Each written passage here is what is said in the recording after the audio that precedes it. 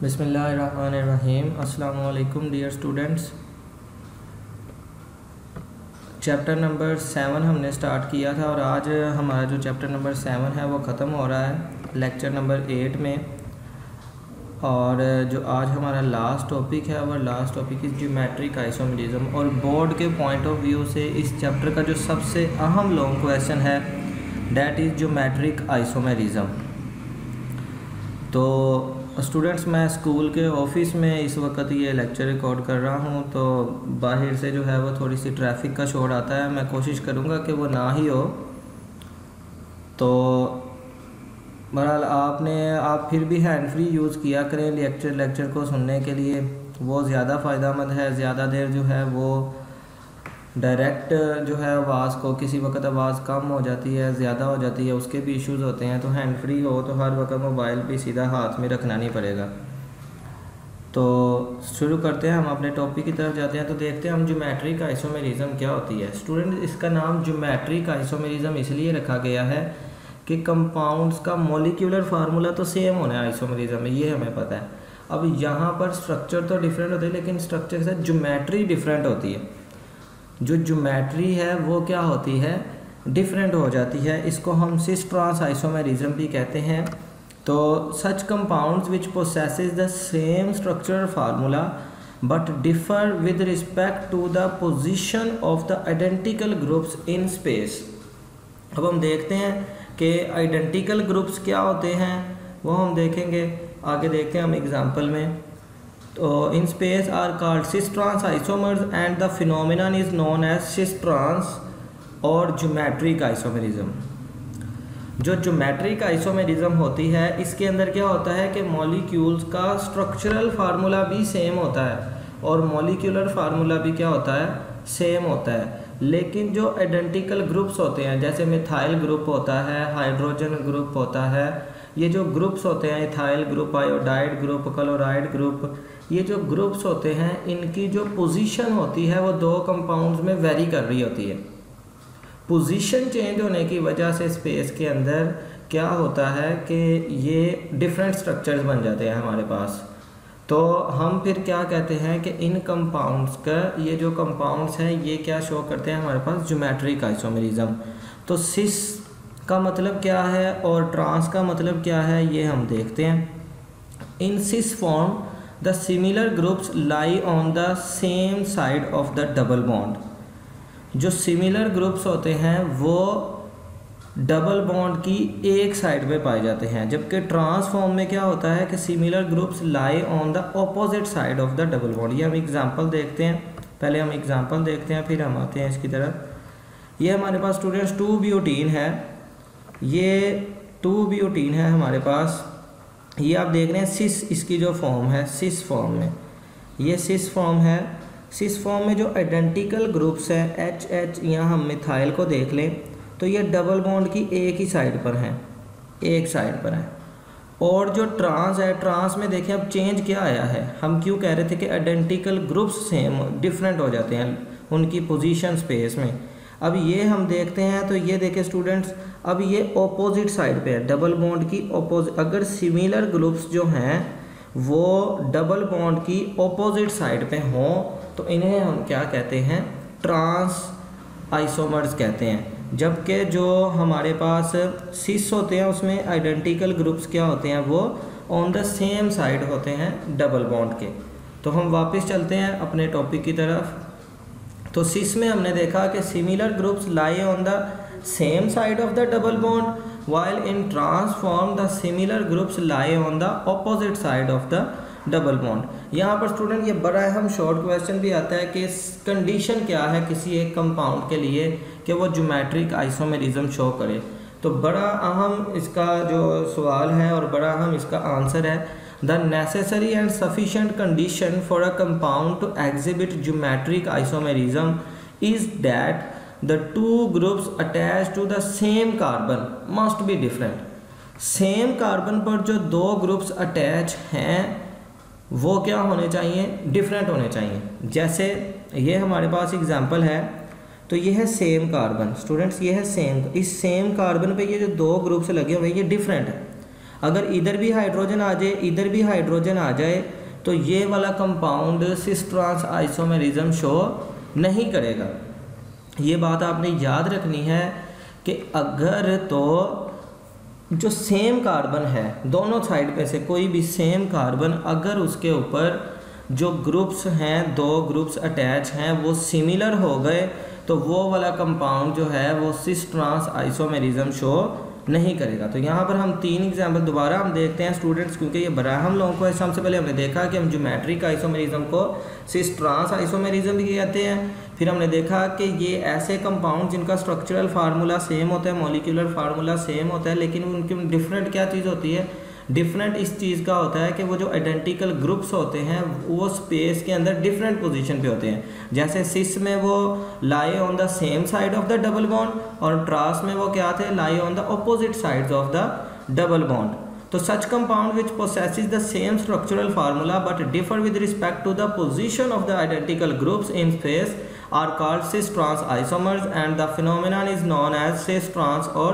geometric isomerism। तो cis form में हमने देखा similar groups lie on the same side of the double bond, and in trans form the similar groups lie on the opposite side of the double bond। Condition क्या थी हमारे पास, the necessary and sufficient condition for a compound to exhibit geometric isomerism is that the two groups attached to the same carbon must be different। Example है हमारे पास 3 example हैं students, 1 by 1 हम उनको देखते हैं। सबसे पहले है 2 butene can exist in the form of cis and trans isomers. Cis form में जो है वो दोनों ग्रुप्स जो हैं वो आइडेंटिकल पहली बात तो यहाँ पर जो सेम कार्बन है उसके साथ आइडेंटिकल ग्रुप्स अटैच नहीं है। दूसरी बात कि जो डबल बॉन्ड की एक साइड पे पहले सेम ग्रुप्स हैं, मिथाइल मिथाइल है, और दूसरी साइड में वो क्या हो गए हैं, ऑपोजिट साइड्स में चले गए हैं। तो ये ट्रांस है और ये क्या है, सिस। तो ये सिस ट्रांस आइसोमर्स हैं एक दूसरे के। तो स्टूडेंट दूसरी जो हमारे पास एग्जांपल है वो है हमारे पास 2 पेंटीन की। 2 पेंटीन भी क्या करता है, सिस ट्रांस आइसोमेरिज्म शो करता है। ये 2 पेंटीन, 2 मतलब दूसरे कार्बन पे डबल बॉन्ड है, तो इधर क्या है, दूसरे कार्बन पे डबल बॉन्ड, इसलिए एक साइड पे आ गया CH3 और एक साइड पे आ गया H। अब इधर भी एक साइड पे हमारे पास H और साथ में हमारे पास क्या आ गया है, मिथाइल ग्रुप आ गया है। ये हमारे ethyl group, sorry ethyl group. अब ये इस जो एक कार्बन है, जो कंडीशन थी हमारे पास कि जो एक कार्बन है उसके दोनों साइड पे जो ग्रुप्स अटैच हुए हों वो डिफरेंट हों, तो यहाँ पर भी डिफरेंट हैं। और ये सिस फॉर्म है क्योंकि ये कार्बन वाले ग्रुप्स डबल बॉन्ड की एक साइड पे हैं, और इधर क्या हो गया है, वो ट्रांसफॉर्म में वो डिफरेंट साइड पे हो गए हैं। तो ये भी जो कंपाउंड है ये क्या करता है, ज्योमेट्रिक आइसोमेरिज्म शो करता है। स्टूडेंट्स आपने इनको बनाने से पहले, इन स्ट्रक्चर्स को पहले आपने इनका स्ट्रेट चेन स्ट्रक्चर ड्रा कर लेने हैं। स्ट्रेट चेन स्ट्रक्चर ड्रा कर लेंगे तो उससे आप लोगों को समझने में ज़्यादा आसानी हो जाएगी। मुझे उम्मीद है कि ऐसे भी आपको समझ आ रही होगी स्ट्रक्चर्स की, कि जो कार्बन है इसके साथ ये हाइड्रोजन तो आना ही होता है, और ये CH3 इधर आ जाना था सीधा, और इधर जो है ये कार्बन के साथ तो हाइड्रोजन आना ही था, और ये CH2 फिर आगे CH3। तो हमने इनको ही बस क्या कर दिया, स्पेस के अंदर अरेंज कर दिया। तो उसके बाद तीसरी हम एग्जांपल देखते हैं, 1 bromo 2 chloropropene also show cis trans isomerism. अब 1 क्लोरो पहले कार्बन के ऊपर क्या है, सॉरी 1 ब्रोमो है, पहले कार्बन के ऊपर ये ब्रोमीन लगी हुई है और दूसरे कार्बन के ऊपर क्लोरीन लगी हुई है। टोटल 3 कार्बन है, इसलिए ये प्रोपीन है। 1, 2 और 3 कार्बन है, तो 1 ब्रोमो 2 क्लोरो प्रोपीन। अब देखें जी, जो ग्रुप्स हैं ये लाई on the same side of the double bond, तो ये सिस फॉर्म हो जाएगी, और एक कार्बन के साथ जो ग्रुप्स अटैच हैं वो डिफरेंट है, तो ये ज्योमेट्रिक आइसोमेरिज्म भी शो करेगा। और ये हमारे पास इधर देखें जो आइडेंटिकल ग्रुप्स थे वो क्या हो गए हैं, on lie on the opposite side in the trans form. तो this is called cis trans isomerism. अब स्टूडेंट्स कुछ इंपॉर्टेंट पॉइंट्स हैं यहाँ पर आपने याद रखना है कि अगर मैं बात करूँ अल्केन्स की, अगर मैं आपको MCQ दे दूँ, which of the following compound shows cis trans isomerism, तो सबसे पहले तो आपने उनमें से बीच में ढूंढना है अल्कीन्स को। जो अल्केन्स हैं वो भी सिस ट्रांस आइसोमेरिज्म शो नहीं करते हैं, और जो अल्काइंस हैं वो भी सिस ट्रांस आइसोमेरिज्म शो नहीं करते हैं। आपने किसको ढूंढना है? अल्कीन्स को, सिर्फ और सिर्फ किसको ढूंढना है? अल्कीन्स को। और अगर तो एक ही ऑप्शन अल्कीन की है तो आंखें बंद करके आप कह देंगे कि ये compound cis trans isomerism show करेगा। और अगर जो है वो मल्टीपल ऑप्शन अल्कीन्स की हैं तो फिर आप उनके स्ट्रक्चर्स ड्रा करके ये चीज़ देखेंगे कि कहीं कार्बन के एक साइड पे दोनों ग्रुप सेम तो नहीं आ रहे हैं। अगर सेम आ रहे हैं तो क्या होगा, फिर वो जो कंपाउंड है वो भी सिस ट्रांस आइसोमेरिज्म शो नहीं करेगा। तो two carbons atom joined by a single bond are capable of free rotation about it. अब चूँकि अब हम अल्केन्स क्यों नहीं शो करते हैं? अल्केन्स इसलिए शो नहीं करते हैं क्योंकि जो सिंगल बॉन्ड से कार्बन एटम जुड़े होते हैं वो रोटेट कर, उनके जो ग्रुप्स हैं वो रोटेट करते रहते हैं।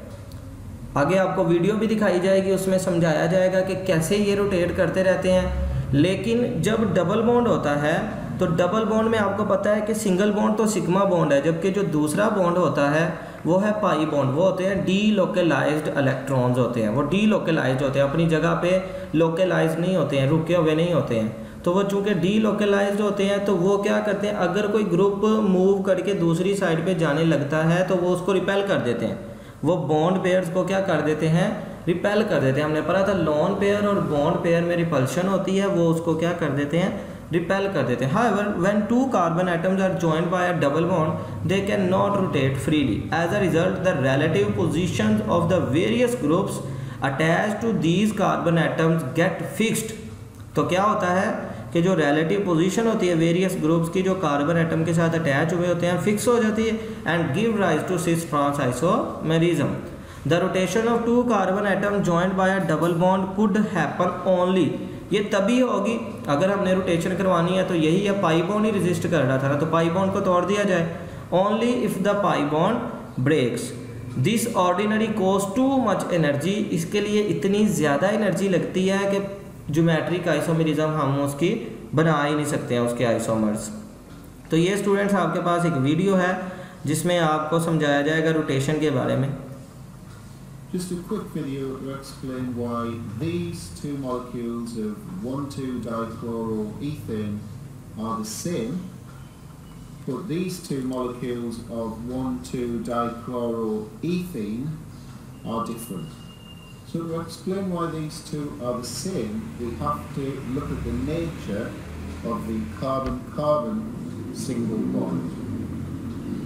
I'm only going to look at the orbitals that involve joining these two carbon atoms together by this covalent bond.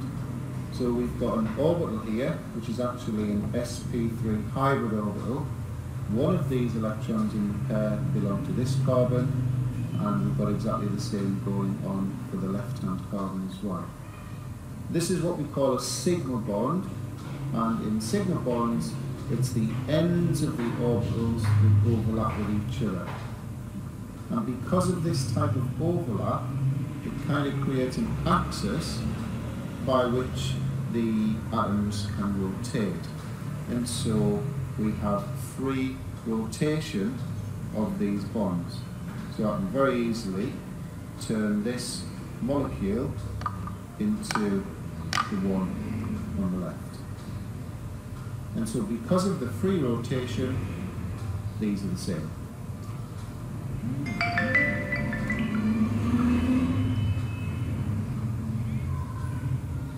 So again, if we look at the bond between the two carbon atoms, but this time it's a double bond, we'll start with the diagram as it is at the moment and just explain that each carbon in the carbon-carbon double bond uses 3 of its 4 outer electrons in sigma bonds. So we've got the actual orbital shown here with the electron pair in, and we've got the same going here and here and on this side too.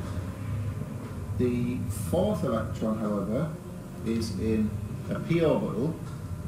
Now, what's actually gone on to create these orbitals here is something known as sp2 hybridization that I cover in a separate video, so I'm not going to do that here. So we've got the fourth electron in this p orbital, and if you remember, the p orbital region of space expands above and below the sigma bond. And out of space there. You get the idea. So it expands, and it will expand to such an extent eventually that the orbital overlap. So instead of having two separate p orbitals, we've actually got a new region of space. I'll tidy this up in a second. And the electron pair move around in this region of space here or down here. I've tidied the diagram up now, so we've got this new region of space formed by the sideways overlap, not end to end now, but the sideways overlap of the p orbitals. And the pair of electrons can either live here or down there. This type of covalent bond is called a pi bond, and essentially it locks these two carbon atoms in space, and so we can't, like we could before with the single bond, the carbon-carbon single bond, we can't rotate these two green atoms round, and so this is different to this one.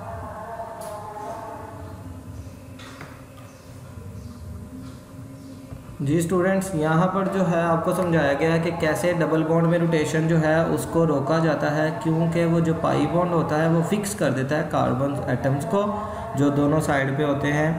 तो students, chapter जो है वो आज हमारा complete हो गया है। इसके बाद जो नेक्स्ट लेक्चर है वो है हमारा फ्राइडे को।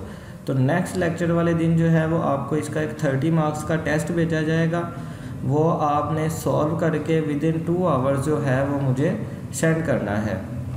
Okay students, best of luck for your test. अल्लाह हाफिज़।